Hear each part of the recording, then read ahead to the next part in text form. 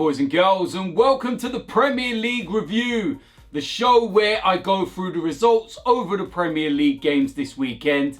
Any talking points, who the goal scorers were, and what the implications are for the league table for the remainder of the season. Now, we're going to get straight into the games, and the first game that come up on Saturday was, of course, the Merseyside derby, and it was Everton against Liverpool. Now, Liverpool made a whole host of changes for this game because they've got one eye on the second leg of the Champions League against Manchester City, even though they are 3-0 up from the first leg. Of course, Mohamed Salah was not playing in this game because he picked up an injury against Manchester City, and it's touch and go whether he will actually be fit for the second leg. It's not often you see Liverpool not score a goal, but for this game, they were pretty toothless, and it was a very, very drab affair. There's not really much else you can say about the game other than that they both probably walk away as happy as each other and they move on, and it's as simple as that. We go into the 3 p.m. kickoffs, and the first game come up is Stoke against Spurs. Now, you know my feelings about both of these teams, but you know what? We're going to keep it very neutral. We're going to be respectful here. Tottenham, of course, took the lead after 52 minutes. Stoke City equalised after 57 through Diouf. And then Tottenham took the lead again after 63. Christian Eriksen again. Now, there was a dispute over this goal because initially it went down to Harry Kane, but it's now been awarded to Christian Eriksen. And in terms of the league table, well, this keeps Stoke in a lot of problems. Second from bottom in the league. They're running out of time, and it looks like their Premier League status is about to say goodbye. In terms of Spurs, I think that this result pretty much all but confirms them in the top 4 this season.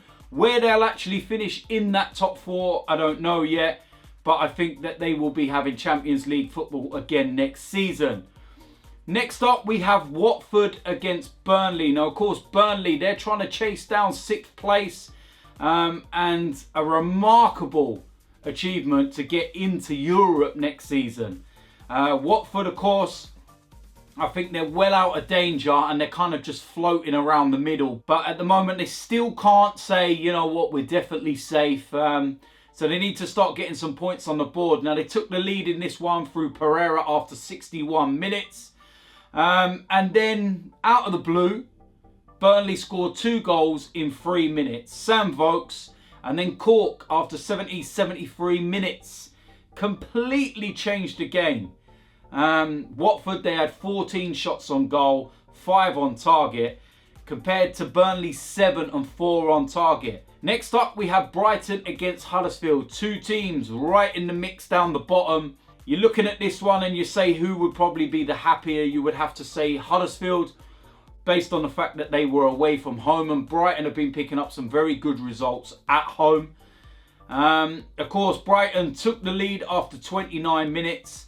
Lossell, I believe that's pronounced. I'm not too sure. It's an own goal by a Huddersfield player.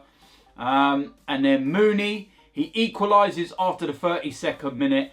And then it kind of ebbs and flows. And in the 74th minute, he got proper sent off. So, yeah, you look at that. Maybe Huddersfield for the last 15 minutes could have thought maybe they could have snatched 3 points with the fact that Brighton were down to 10 men. But overall, in the grand scheme of things, I think that they'll be happy to take away a point from there. Next up, we have West Brom against Swansea. Now, West Brom, I've already said, they're pretty much relegated. We just need to confirm it now. Swansea, they'll be disappointed with this result because this is a game where they would have wanted to pick up 3 points. They are really in the mix, and they're a definite threat to be relegated this season. So, not a great result from them. Now, Jay Rodriguez, he scored the first goal and put West Brom in the lead after 54 minutes. And then Tammy Abraham equalised after 75. West Brom had the better of the possession. They had more shots on goal and more shots on target. The goal for Swansea was actually their only shot on target. So, a disappointing day from them, I feel. Next up, we have Bournemouth against Crystal Palace. Two of the teams that seem to be entertaining us down near the bottom. And both of these sides, yeah, they're in the mix as well for relegation. Now, looking at this, I'm not even going to pronounce this guy's name for Crystal Palace. What's going on here? 47th minute. Milijevic. I tried. I'm sorry if I butchered his name. And then Mustafi, after 65, equalised for Bournemouth. Wilfried Zaha, after 75, absolutely fantastic goal. He done this little turn on the edge of the box to open up the space, and he bent it into the top corner. Absolutely lovely goal. But then Josh King, 89th minute, Bournemouth. They seem to be the side that seem to score these goals very late on. And that might be enough for them and Premiership survival. Now, possession-wise, 53% went to Bournemouth. They had 21 shots on goal compared to Crystal Palace's 13. But only 5 on target, with Crystal Palace having 6 on target. So both teams still in the mix. Don't know who really comes away the happier from that one. Next up, we have Leicester against Newcastle. In this finish, Leicester 1, Newcastle 2. This is a massive result for Newcastle, and I think this kind of puts them safe. They're well clear of the bottom 3 now, and I can't see them getting dragged into it. So, like I said, brilliant result. John Joe Shelby put them in the lead after 18 minutes. Perez doubled the lead after 75. Jamie Vardy pulled a goal back after 83, but it wasn't enough. Now, Leicester had 67% possession in this game, but they only had 1 shot on target, and that was the Jamie Vardy goal. So, Newcastle done enough. Leicester, they were trying to hunt down Burnley and maybe as an outside chance get into that top 6, but I think this has pretty much put paid to that. So, great result, as I said, for Newcastle, and I think that keeps them safe. Now, the last game on Saturday, the big one, the Manchester derby. The chance for Manchester City to win the league against Manchester United. Now, the first half, Manchester City absolutely battered Manchester United. When they went 2-0 up through Vincent Kompany and Gundogan, you thought, that's it, title won, game over. And then they missed chance after chance after chance, particularly Raheem Sterling. It could have easily been 5 or 6-0 by half time. And you were thinking, you know what, second half is going to be pretty much the same stuff. And yeah, it's just going to be game over really. But Manchester United, fair play to them. They come out absolutely brilliantly in the second half. Now, I was watching this game at home, and I actually went out to go and make a cup of coffee. And it was 2-0. And by the time I'd made it and came back, it was 2-2. Couple of goals from Paul Pogba, 53 and 55. Now, we all know the headlines about him this week. Apparently, he was offered to Pep Guardiola in January. Well, he answered these critics with this one because that was a big performance in the second half from him. And then Chris Smalling, after 69 minutes, scores what turns out to be the winning goal. Should it have been the winning goal? Well, there's a lot of talk about a particular tackle from Ashley Young on Sergio Aguero near the end of the game. It was a clear penalty. It's as simple as that. Clear penalty, and it was a red card as well. But the referee never gave it.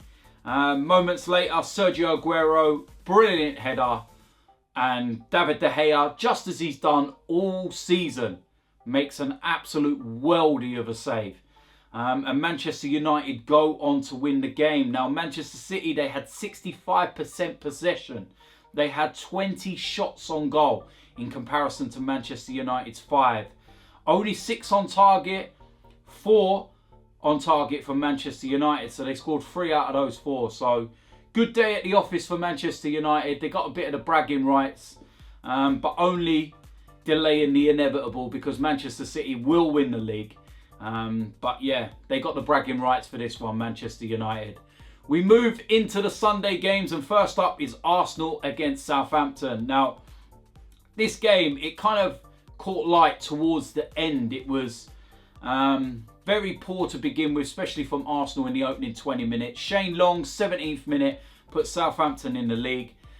Pierre-Emerick Aubameyang scores again after 28 minutes. That's his 6th goal in 7 games. And then Danny Welbeck with an absolute peach after 38 minutes takes us into half-time, 2-1 ahead. Southampton started getting their foot in the game. Charlie Austin come on with his first touch. He equalises in the 73rd minute. And then we take the lead. Danny Welbeck again becomes the hero. 81st minute.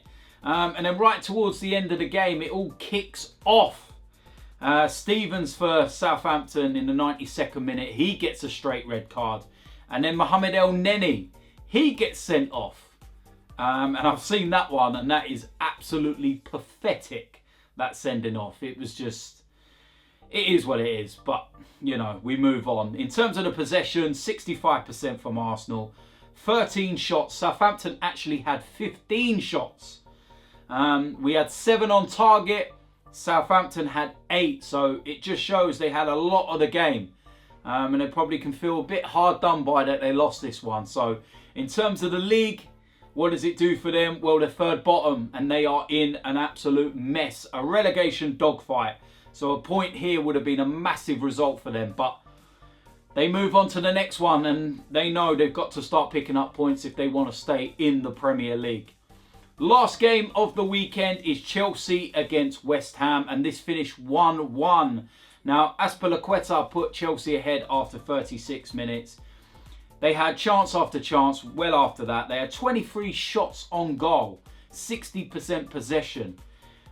West Ham only had 2 shots on target. One of them was from Javi Hernandez, and he scored in the 73rd minute.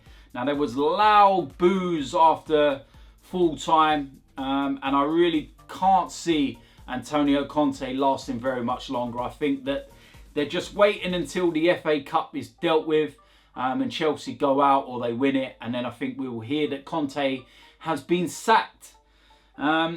Chelsea, what does that do for them? Well, they're just ahead of Arsenal in 5th place by 3 points, so they're in danger of actually losing that slot. It pretty much all but confirms that they're not going to get into the top 4. So it's Europa League football from them. They've gone from the champions to Europa League football. That's a massive, massive drop. So not a great result. In terms of West Ham, it's a great point for them. These are the kind of games where if they can pick anything up, then they'll be very happy with that in their fight for relegation. So big result for West Ham, but not so much Chelsea. So there we go. They are the results for the weekend. Let me know in the comments section what you thought about the games this weekend. Let me know what your highlight was. Of course, I'm going to try and get a video out for the results next weekend. There's a preview video coming for Arsenal's game against CSKA Moscow and then Newcastle on Sunday. If you're new around here, make sure you subscribe. And yeah, I'll see you soon. I'm out of here.